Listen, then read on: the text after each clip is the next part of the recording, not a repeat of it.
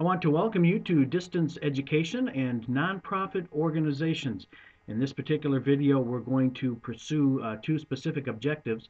First of all, we're going to explain 3 reasons why churches and nonprofit organizations should consider distance education as part of their overall training strategy. And then secondly, we're going to identify 4 questions that churches and nonprofits should ask before venturing into the world of distance education. You will notice in the upper left-hand corner a countdown clock. I originally put it there for accountability to keep me on track, but it looked pretty cool, so I decided to leave it there. I'm at the Country Inn and Suites in Brooklyn Center, Minnesota, up in the Twin Cities.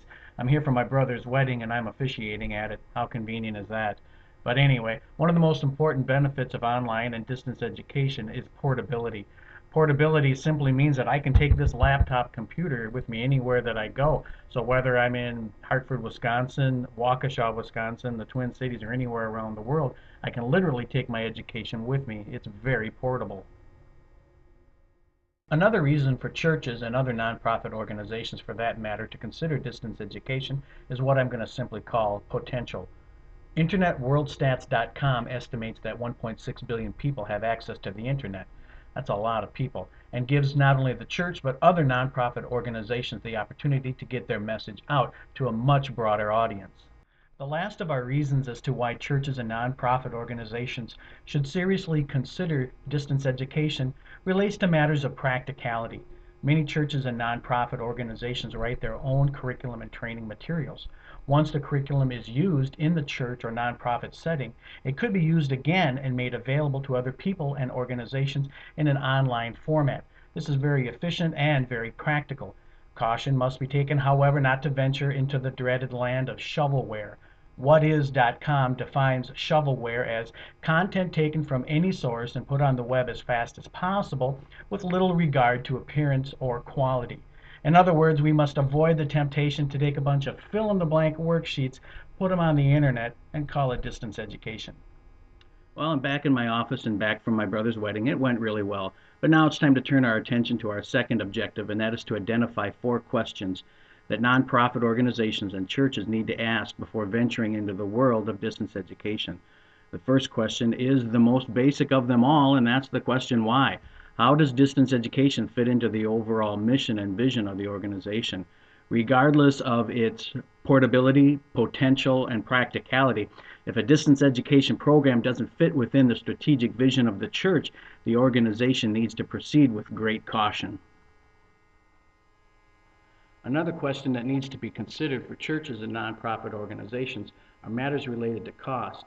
Many nonprofit organizations and almost all churches are funded by voluntary contributions and are staffed by volunteers who give their time and talents.